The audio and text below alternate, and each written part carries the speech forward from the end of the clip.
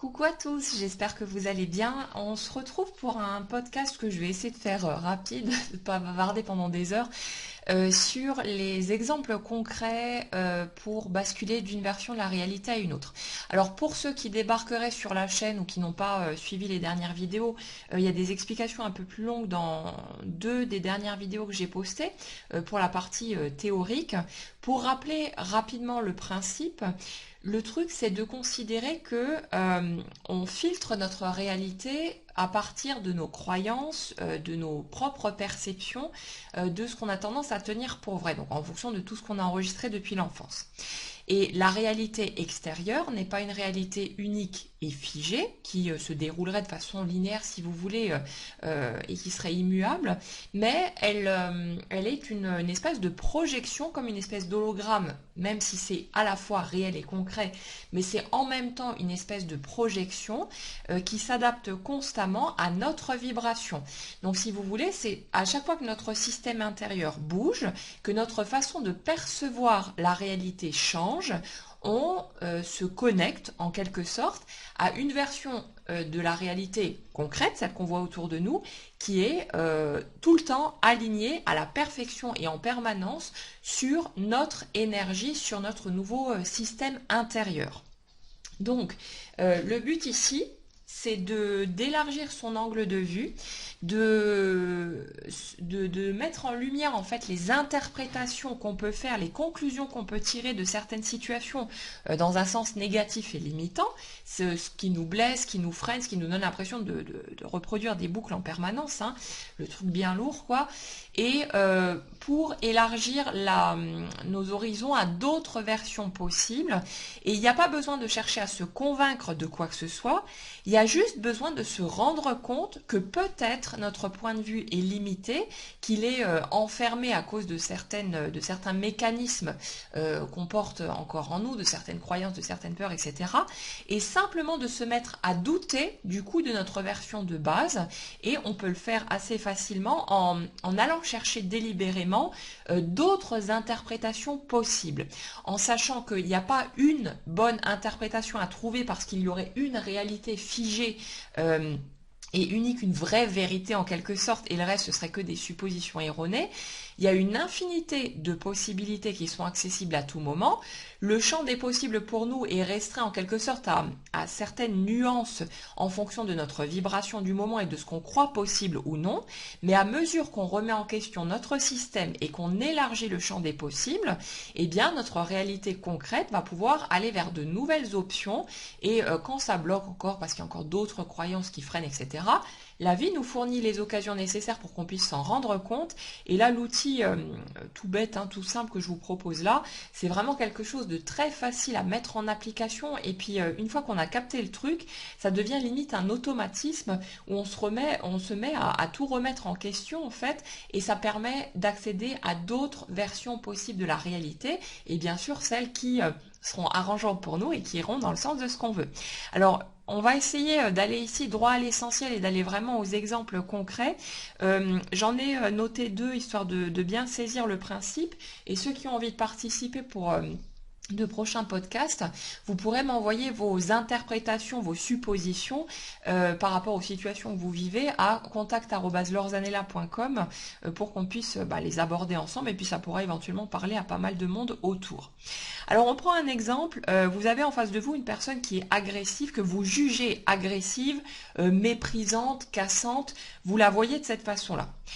L'autre version possible, au lieu de voir une espèce de monstre en face, c'est peut-être que cette personne a tellement peur d'être rejetée qu'elle est constamment sur la défensive par peur d'être elle-même agressée ou blessée. Là, dans un exemple comme celui-ci, au lieu de considérer l'autre comme un agresseur gratuit en quelque sorte, hein, qui est juste un connard ou une connasse de service qui s'en prend aux autres comme ça, juste parce qu'elle est de mauvaise humeur ou je sais pas quoi d'autre, on essaye de changer d'angle de vue et de se rendre compte que peut-être cette personne est dans les mêmes peurs que nous, que cette personne se sent elle aussi rejetée ou agressée ou je sais pas quoi, et du coup qu'elle a érigé une espèce de mur autour d'elle, et que ses réactions ne sont pas basées sur le fait peut-être qu'elle nous déteste ou ce genre de truc, qu'on a tendance à interpréter en fonction de nos propres croyances, mais peut-être que cette personne a elle-même peur d'être agressée ou blessée, du coup elle réagit de cette façon-là pour ces raisons-là. Et ça ouvre le champ des possibles à d'autres options, puisqu'au lieu de considérer l'autre comme une mauvaise personne en quelque sorte, qui va s'en prendre à nous pour X raisons, on élargit le champ des possibles, on voit la possible blessure de l'autre en face. Ça ne veut pas dire évidemment qu'il ne faut pas poser ses limites quand c'est nécessaire, on est bien d'accord là-dessus, mais simplement ça permet de basculer son angle de vue, de peut-être de voir de quelle façon on croyait que l'autre nous considérait, alors qu'en fait ça n'a peut-être absolument rien à voir avec nous et que c'est quelque chose qui se passe au niveau de l'autre, et nous, on a à faire face à cette situation qui nous permet de valider notre propre système et de nous faire croire qu'on est encore la personne qui est rejetée, qui est agressée gratuitement, à qui on s'en prend à chaque fois. Ça, c'est notre croyance et c'est celle-là qui a besoin de bouger, d'où l'intérêt de faire changer son angle de vue. Autre élément, vous avez en face de vous une personne qui a l'air fausse, qui a l'air hypocrite, c'est votre sentiment, c'est ce que vous percevez. Votre croyance, c'est peut-être que vous tombez toujours sur de mauvaises personnes qui trichent, qui mentent avec vous, etc. L'une des bascules possibles, et il y en a plein, mais là on va en prendre une, c'est peut-être que la personne en face de vous a tellement peur de ne pas être aimée telle qu'elle est, qu'elle cherche constamment à aller dans le sens des autres pour leur plaire, pour tenter d'obtenir leur amour et leur approbation. Donc on passe de la personne hypocrite qui est une putain de faux cul et qui triche délibérément avec vous juste pour vous manipuler, pour essayer de vous entuber, ce genre de truc, à une personne qui se sent peut-être mal dans sa peau, qui cherche constamment à aller dans le sens de l'autre et du coup qui se croit obligée de mentir et de tricher sur ce qu'elle pense vraiment, sur ses opinions, etc., pour gagner l'approbation des autres. Et on passe d'une personne parasite, d'une personne hyper désagréable, à quelqu'un qui a simplement certaines peurs, un être humain comme nous tous, qui a certaines trouilles et qui cherche à remplir un vide, un manque, quelque chose, en adoptant ces attitudes-là. Amusez-vous à jongler avec les situations que vous jugez, surtout celles qui reviennent en boucle et celles qui vous piquent, et vous allez voir que c'est super intéressant à faire, ça nous ouvre à d'autres options possibles et ça fait souvent retomber aussi la colère qu'on peut avoir envers certaines personnes, donc c'est vraiment très précieux pour plein de choses.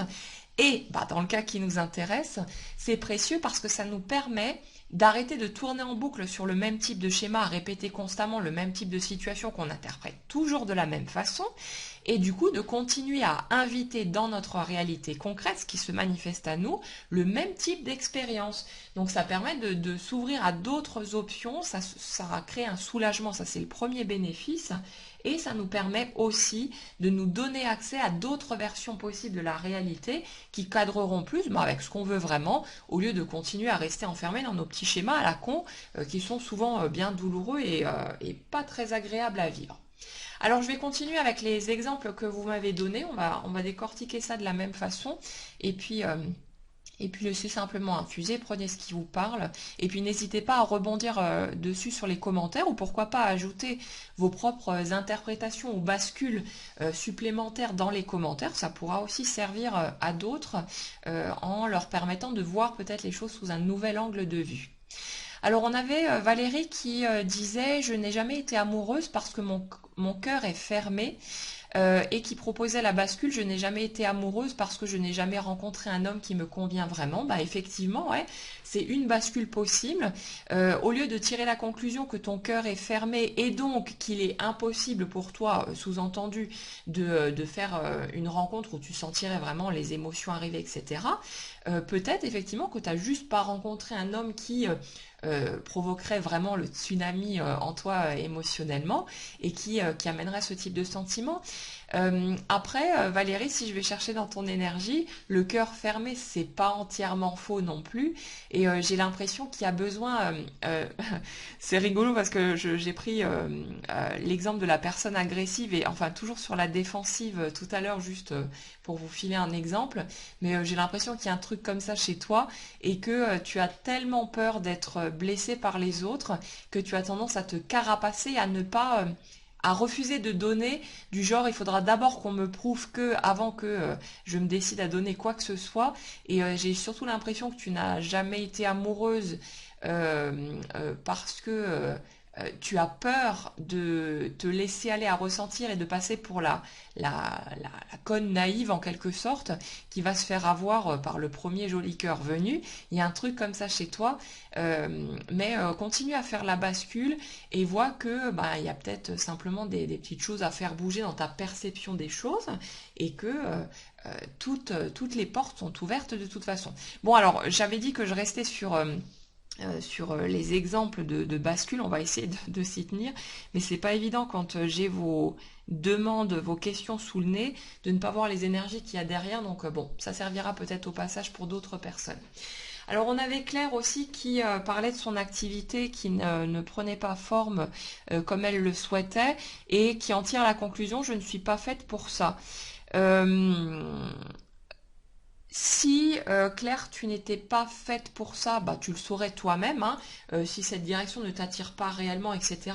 Mais c'est pas une question d'être fait pour quelque chose ou non, c'est une question de est-ce que j'ai vraiment envie d'aller par là ou pas. Il n'y a pas quelque chose qui est prédestiné hein, pour chacun d'entre nous. Il y a surtout une question de quelle direction j'ai envie de choisir et qu'est-ce que je m'autorise ou non à vivre. Donc Claire, et si après tout tu étais faite pour ça et que tu avais peut-être juste choisi les mauvaises méthodes, mauvaises pas dans l'absolu, mais dans le sens de celles qui ne parlent pas forcément avec qui tu es, ta personnalité, ta façon d'être. Donc si finalement c'était une direction qui était tout à fait clean pour toi et tu le sais de toute façon si tu te sens en joie hein, en envisageant cette possibilité, mais si peut-être tu avais simplement choisi des outils ou un chemin si tu veux pour mettre en place ce que tu souhaites, mettre en place tes projets qui ne correspondent peut-être pas à tes énergies. À un moment donné, pour essayer de développer mon activité, j'avais regardé des vidéos de personnes, de web marketeurs qui proposaient différentes méthodes. Et j'avais à l'époque cette impression que si je n'utilisais pas ces méthodes-là, et puis bon, c'est le discours qu'ils vous servent hein, de toute façon pour vendre leurs produits, leurs programmes, mais j'avais cette impression que si je n'utilisais pas ces méthodes, que les choses ne bougeraient jamais et puis que ça resterait au point mort. Et finalement, comme je suis plutôt du genre têtu, je suis finalement retournée à mes méthodes, à ma propre façon de procéder, en me disant bah si ça marche pas, tant pis, mais je ne céderai pas un morceau de mon intégrité en quelque sorte, parce que on me dit qu'il faut faire comme ci, qu'il faut faire comme ça, en gros qu'il faut cocher des petites cases et rentrer dans les clous pour que ça puisse fonctionner. Et bah, les choses ont toujours bougé merveilleusement bien à partir du moment où j'étais en accord avec moi-même en quelque sorte. Et Claire, j'ai vraiment l'impression de ça chez toi. C'est pas une question de je me suis trompée de voie. Je t'invite vraiment à remettre ce morceau-là en question et à peut-être simplement revisiter ton approche pour mettre les choses en place de sorte que tu trouves un chemin qui est aligné avec ton énergie, ta façon d'être, qui tu es, au lieu de vouloir te conformer entre guillemets à certaines voies, certaines méthodes, certaines façons de faire qui, bah, je ressens pas de vibration chez toi par rapport à ça. J'ai vraiment l'impression que tu le vis comme un fardeau, comme une espèce de boulet en te sentant obligé de passer par là sous peine de ne pas obtenir de résultats. Donc moi je te dis, du moment que tu vas te suivre ton propre chemin et le faire à ta sauce, ça se passera super bien. Donc remets ça en question et essaye d'élargir, de chercher en gros un autre coupable que l'idée que éventuellement tu puisses ne pas être faite pour ça. Après, ben, si tu devais te rendre compte en cours de route que tu n'as plus envie de ça ou qu'il y a d'autres choses qui t'attirent, libre à toi d'y aller. Mais fais la bascule et va chercher le frein autre part que sur la question du choix de carrière si tu veux. Alors Caroline, je me sens souvent mal à l'aise avec les gens et j'en conclus que je suis inadaptée socialement. Euh, alors effectivement, ça pourrait être une possibilité, mais peut-être aussi que tu fréquentes juste des personnes qui ne correspondent pas à ton énergie. ça pourrait être une possibilité aussi. Ça nous ramène un petit peu hein, à Valérie tout à l'heure qui disait que peut-être je n'ai jamais rencontré un homme qui me convient vraiment. Caroline, peut-être que tu as juste pris l'habitude de fréquenter des personnes en fonction de ce que tu as appris depuis l'enfance, du genre il faut aimer tout le monde, il faut se contenter de ce qu'on a, donc il faut prendre ce qui vient. Euh, il faut en gros prendre l'attention qu'on nous donne, peu importe de qui ça vient, c'est la position de la femme qui va à un rencard et qui a une seule question en tête, c'est est-ce que je conviens à l'homme qui est en face de moi et à aucun moment elle ne se demande si le mec en face lui convient ou non. C'est ce positionnement-là chez toi. Donc j'ai l'impression que tu es parti dans une posture où tu as pris l'habitude de prendre en gros ce qu'on te donne, mais sans jamais te demander si ça te convient réellement à toi, si les personnes en face te conviennent. Et moi, c'est plutôt dans ce sens-là que j'irais creuser. Pour moi, c'est pas une question d'être inadapté socialement. Il y a 8 milliards de personnes sur Terre, donc on aurait un peu de mal à ne pas trouver au moins quelques spécimens dans l'eau qui correspondraient à notre énergie, à notre façon d'être. Pour moi, ton malaise, c'est juste que tu cherches peut-être à te montrer différente de celle que tu es réellement au fond par peur de déplaire ce genre de truc et que en fait tu es mal à l'aise parce que tu as peur d'être démasqué et c'est pas une question d'être inadapté socialement. Donc va te remettre les pendules à l'heure avec toi-même, va vers les personnes qui ont le même grain de folie que toi, en quelque sorte, va creuser dans cette direction-là.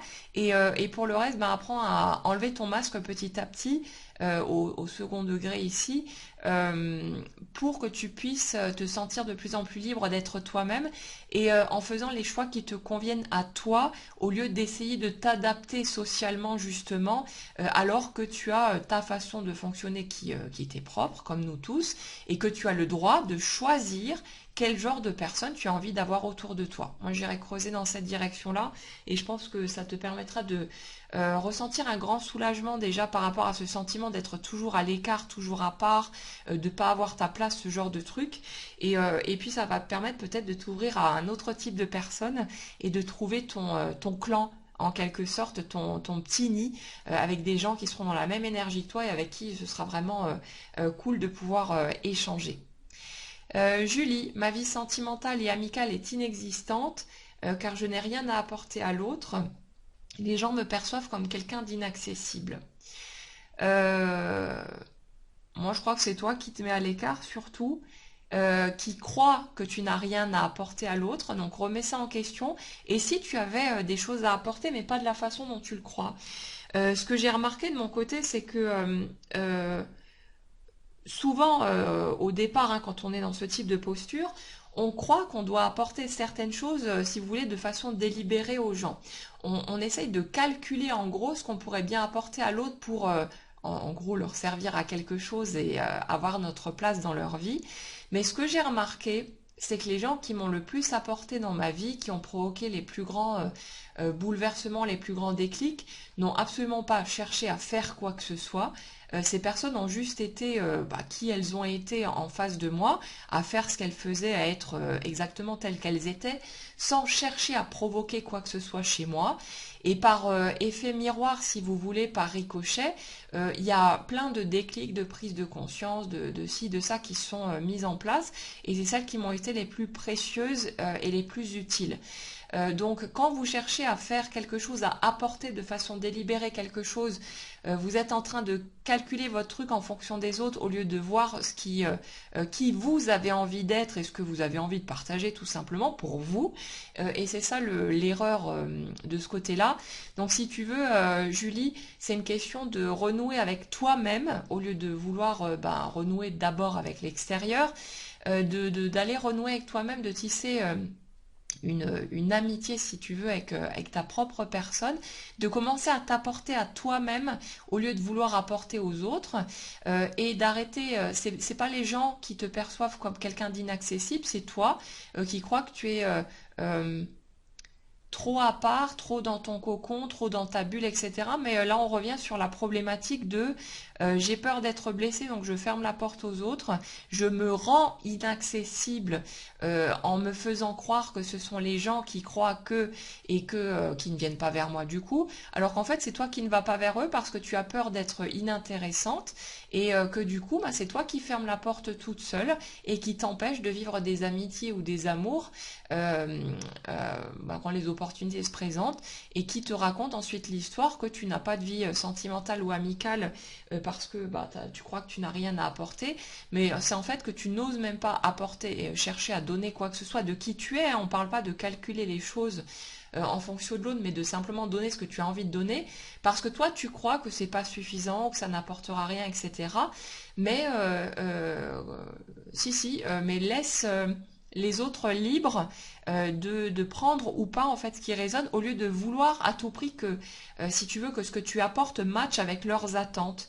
Arrête de vouloir proposer aux autres de nourrir leurs besoins en quelque sorte et reviens à quelque chose de plus égoïste entre guillemets mais dans un sens très positif où tu vas faire simplement les choses en fonction de toi, en fonction de ce qui vibre pour toi, de ce qui te parle, de ce qui résonne avec ton énergie et où tu vas laisser les autres libres de prendre ou pas et en sachant que tu feras ton propre tri aussi là derrière.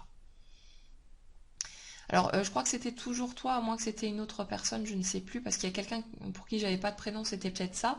Mon entreprise ne fonctionne pas parce que je ne sais pas communiquer, je ne sais pas attirer mes clients. Euh, Mon entreprise ne fonctionne pas parce que je suis en train de calculer ce que j'ai à faire pour chercher à plaire aux autres. On est exactement dans la même problématique et c'est toujours marrant la façon dont les questions se suivent.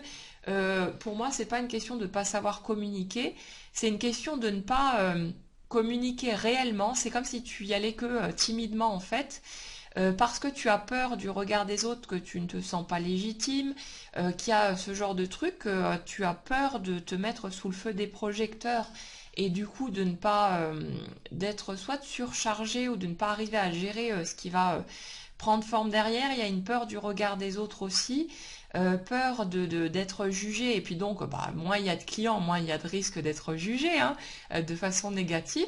Donc c'est juste la part de toi qui n'ose pas y aller franchement et qui est là en train de faire de petits pas timides pour te faire croire que tu bouges, que tu y vas, que tu fais ce qu'il faut. Ah ben zut, il y a personne qui vient, je comprends pas, ça marche pas. Alors qu'en fait, c'est tout juste, il t'aura publié un truc sur le net pour essayer euh, de parler de toi tout simplement. Donc c'est plus une question de j'ose pas me montrer que d'une question de je ne sais pas communiquer ou je ne sais pas attirer mes clients.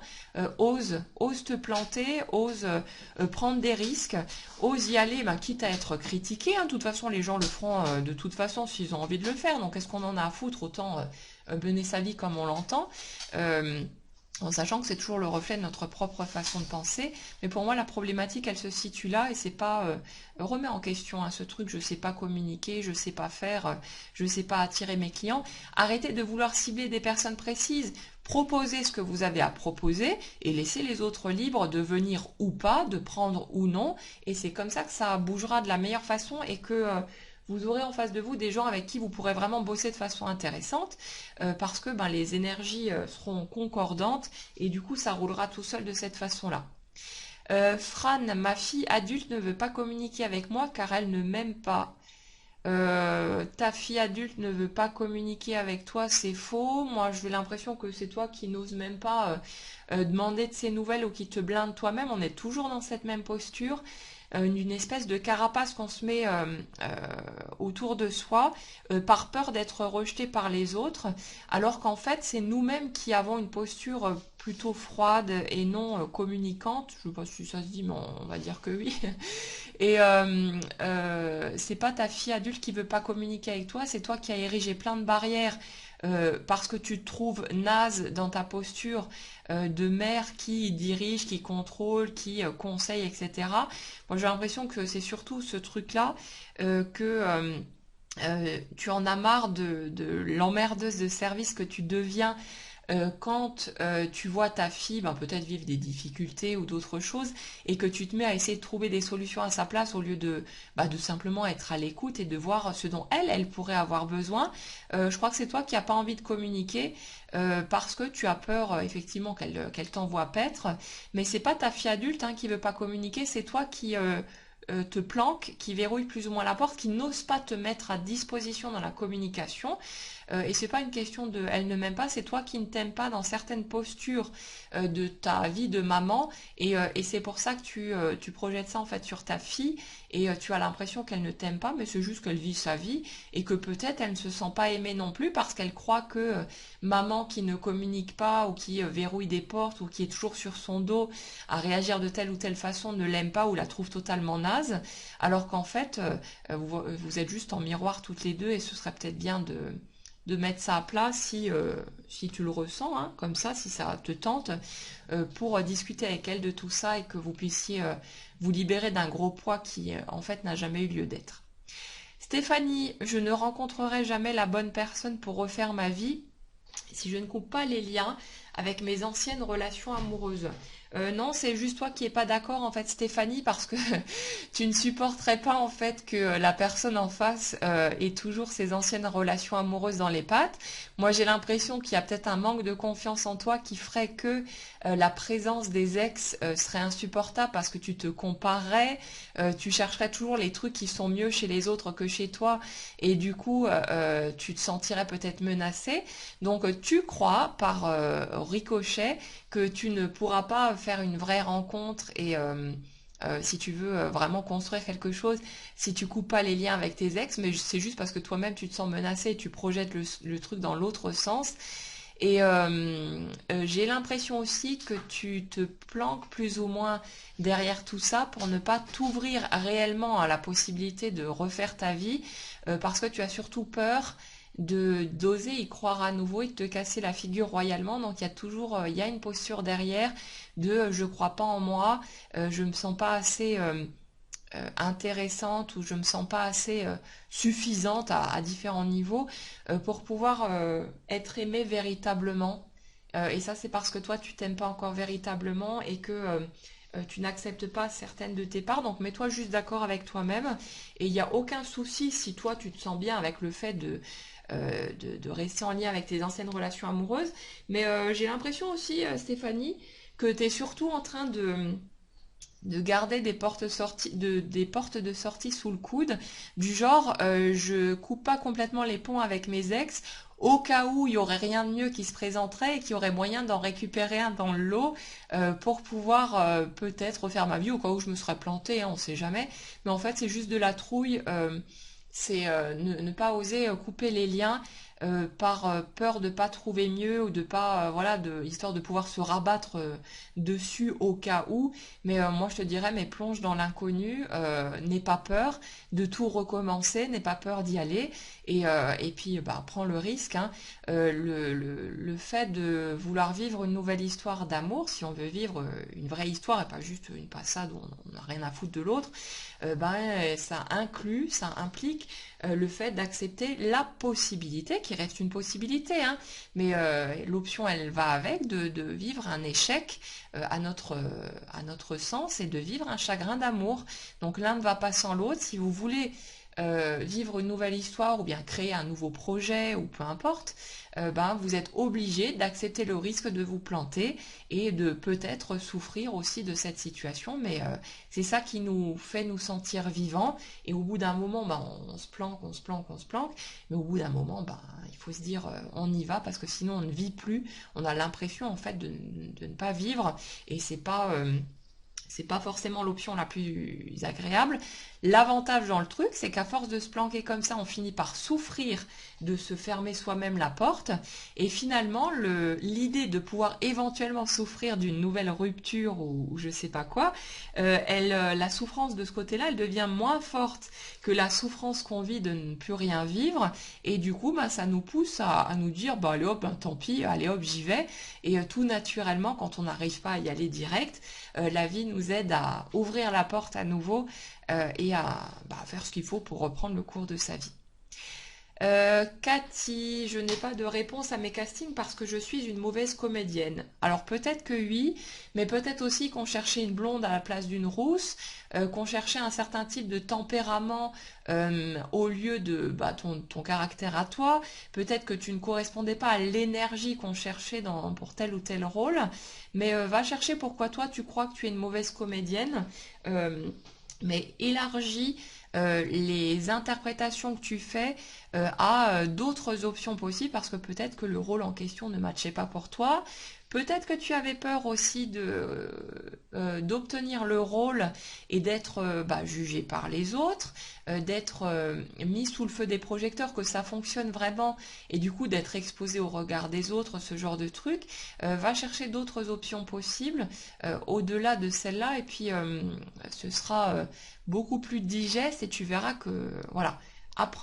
Accepte juste la possibilité que simplement tu ne correspondais pas à ce qu'on recherchait, purement et simplement, sans que ça ait quoi que ce soit à voir avec toi. Et puis après, si tu trouves d'autres options, bah, élargis aussi.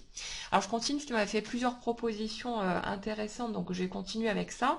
Euh, il ou elle, et j'ai l'impression que c'est surtout il, ne répond pas à mes messages parce qu'il s'en fout de moi. Ça, on en avait déjà parlé, je crois, dans un autre exemple.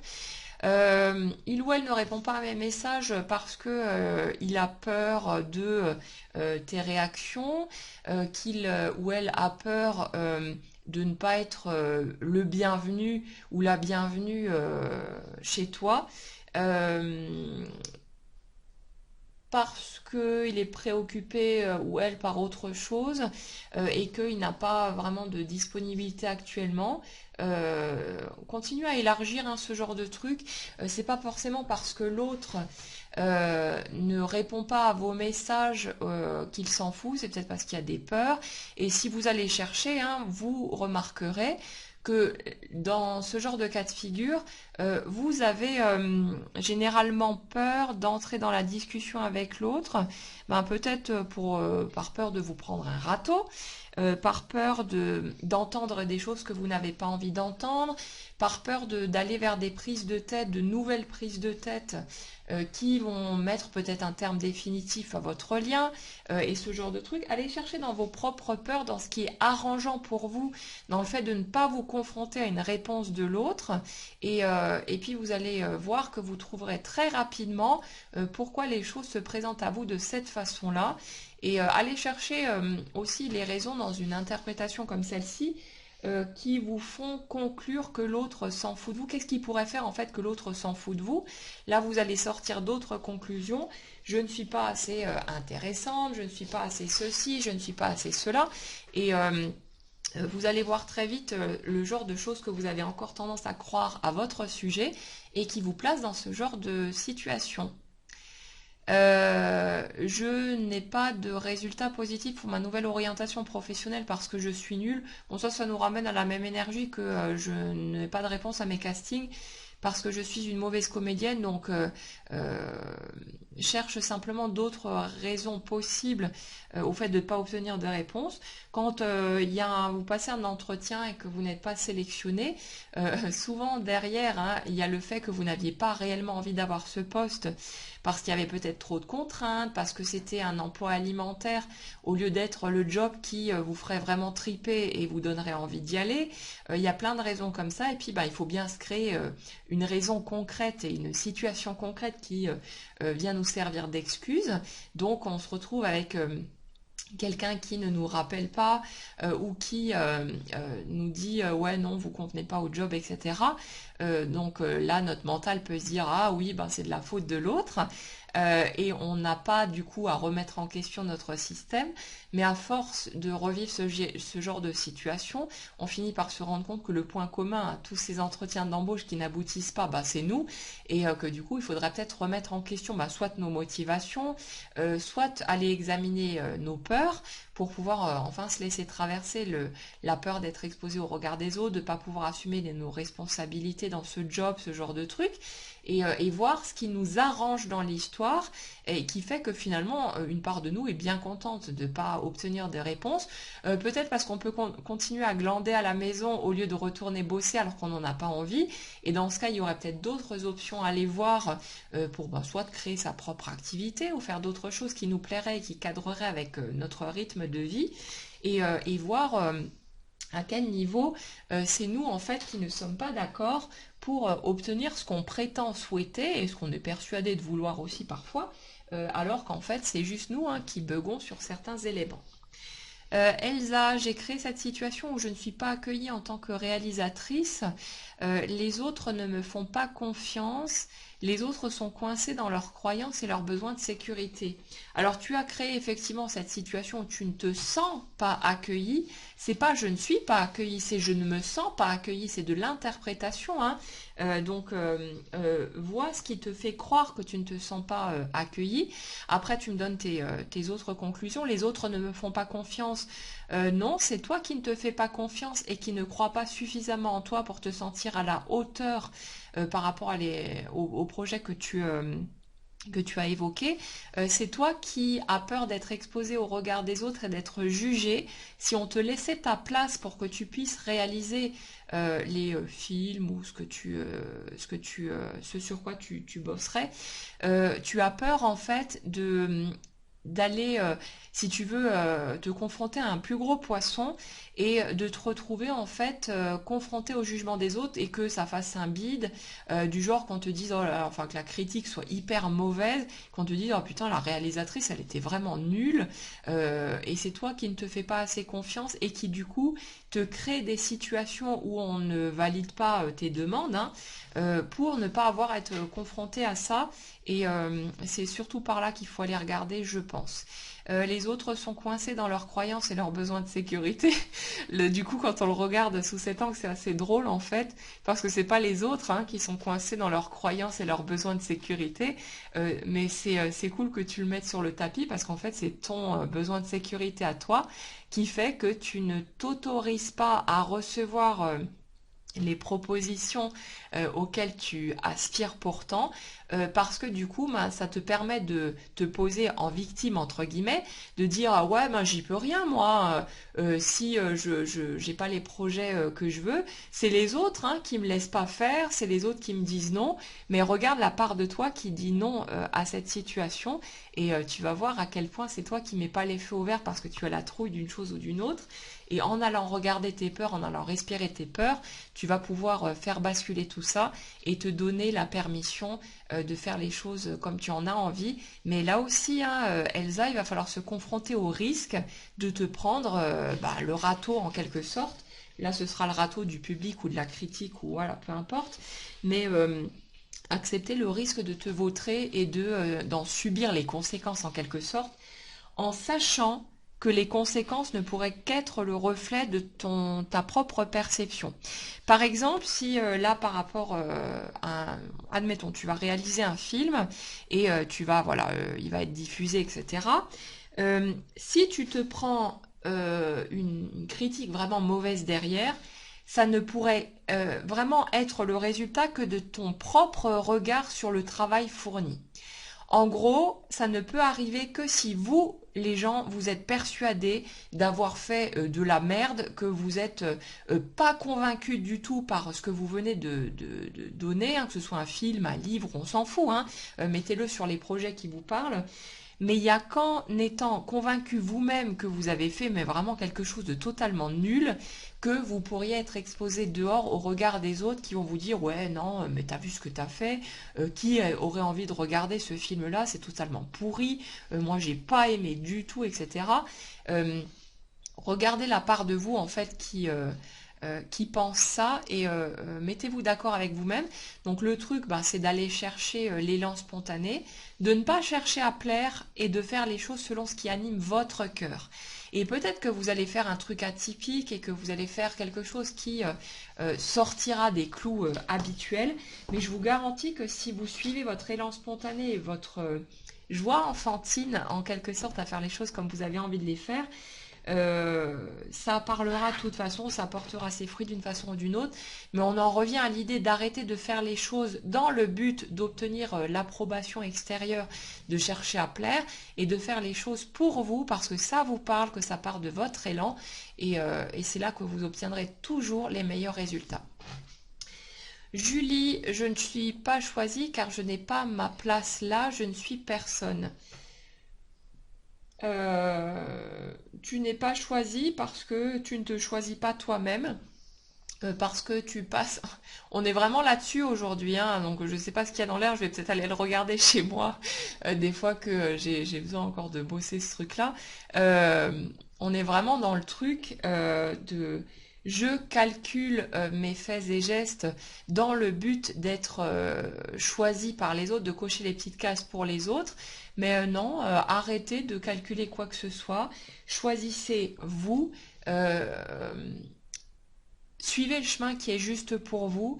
Arrêtez de faire des choses en fonction de ce que les autres pourraient bien en penser ou de la façon dont ils pourraient bien réagir. Faites les choses pour vous, choisissez-vous, devenez la personne la plus importante pour vous et surtout dans le domaine amoureux. Et puis laissez les autres libres de suivre le mouvement ou pas. Mais arrêtez de vendre une partie de votre intégrité en fonction des likes entre guillemets que vous pourriez récolter. Non, non, restez qui vous avez envie d'être vous, soyez la personne que vous avez envie d'incarner et laissez les autres se démerder avec ça, c'est vraiment la meilleure option. Mais quand vous avez l'impression de ne pas être choisi, c'est généralement parce que vous ne vous choisissez pas vous-même et que vous continuez de dire oui à des choses qui ne vous conviennent pas ou d'accepter ce qui n'est pas acceptable pour vous. Vous continuez de souffrir de certaines situations alors que c'est intolérable pour vous par peur peut-être de voir l'autre disparaître, de perdre l'autre. Non, non, commencez à vous choisir vous-même, quoi qu'il en coûte, et j'insiste vraiment là-dessus parce que c'est le plus beau cadeau que vous pourrez vous faire. Et si vous vous rendez compte que les autres vous tournent le dos par rapport à ça et que il n'y a pas de réaction, que les autres ne cherchent pas à vous rattraper ou ne cherchent pas à vous montrer qu'ils ont vraiment envie de faire partie de votre vie, c'est que vous n'aurez rien perdu parce que ce sont des gens qui soit ne vous aimaient pas réellement ou soit n'avaient pas vraiment envie de faire le nécessaire pour être à vos côtés. Dans ce cas, il n'y a pas de regret à avoir. Bien sûr que ça peut faire mal, ça peut être difficile de lâcher ce morceau-là, parce que peut-être que pour nous, la personne en face, elle comptait réellement, et que de la voir ne pas se manifester, ne pas réagir, quand on finit par se choisir soi-même, c'est douloureux. Mais là, il va falloir réexaminer nos propres interprétations, et j'en reviens, je crois, à Cathy qui proposait que l'autre ne répond pas ou ne réagit pas, etc., parce qu'il s'en fout de nous. Peut-être qu'il y a d'autres options possibles, que l'autre a peur de nos réactions, que l'autre ne comprend pas nos changements non plus, parce que du coup on est passé d'un positionnement où on avait tendance à être toujours dans l'ouverture, alors que là on verrouille la porte, et peut-être qu'on l'a bloqué de tous les côtés et que on a claqué la porte en pleine face de l'autre parce qu'on ne pouvait plus supporter ce qui était en train de se passer. Mais tant pis, choisissez-vous. Il y a 8 milliards de gens sur Terre. Si les gens que vous aimez n'ont pas, si vous voulez, la même chose à vous donner en face, mais ça n'en vaut pas la peine. Euh, Qu'est-ce que vous allez être prêt à accepter, à supporter pour grappiller des miettes alors que vous méritez tellement plus? Donnez-vous ce qui sera le plus important à vous-même et n'acceptez plus moins que ce que vous méritez réellement. Et vous verrez que ça fera bouger des choses aussi. Peut-être que ça mettra un certain temps aussi, on s'en fout. Mais ça va faire bouger obligatoirement des choses. Mais il y a vraiment besoin de se choisir et de se choisir vraiment et de pas faire les choses à moitié. C'est pas une question de je n'ai pas ma place, je ne suis personne. On est tous à la fois quelqu'un et à la fois personne. Mais C'est une question de croire qu'on n'est personne ou qu'on n'a pas assez à apporter ou je sais pas quoi. Mais là, Julie, et pour toutes les personnes pour qui ça va résonner, c'est juste une question de je ne me choisis pas moi-même. Et ensuite, je m'étonne de ne pas être choisie en quelque sorte par l'extérieur. Soyez vous-même qui vous avez envie d'être, faites les choses pour vous et plus dans une espèce de calcul à vouloir convenir, plaire aux autres. Et vous allez voir à quel point les choses vont changer dans vos rapports avec les autres à tous les niveaux et à quel point ce sera plus respirable comme ça. Alors on va rester sur ces exemples-là. J'avais l'intention de faire un podcast assez court et puis finalement je vois qu'on est presque à 45 minutes. Donc voilà, si vous avez d'autres exemples qui vous viennent, si vous avez d'autres choses, d'autres bascules aussi à proposer, vous pouvez les mettre dans les commentaires. Vos propositions, vous pouvez aussi vos propositions d'interprétation, hein, vous pouvez les envoyer à contact@leurzanella.com pour de prochains podcasts. En attendant, j'espère que ça aura pu parler pour un certain nombre d'entre vous, que ça aura pu vous ouvrir d'autres pistes en sachant, comme dit, que c'est le fait d'élargir le champ des possibles pour nous, de changer son angle de vue, qui nous donne accès à de nouvelles possibilités en ce qui concerne la réalité qu'on va manifester. Et c'est du coup super intéressant de travailler de cette façon pour pouvoir justement transformer notre façon de percevoir les choses, ce qu'on croit réel ou non, et c'est ça qui va nous donner l'accès à de nouvelles versions. Voilà les amis, je vous souhaite une très bonne journée à tous et je vous dis à bientôt.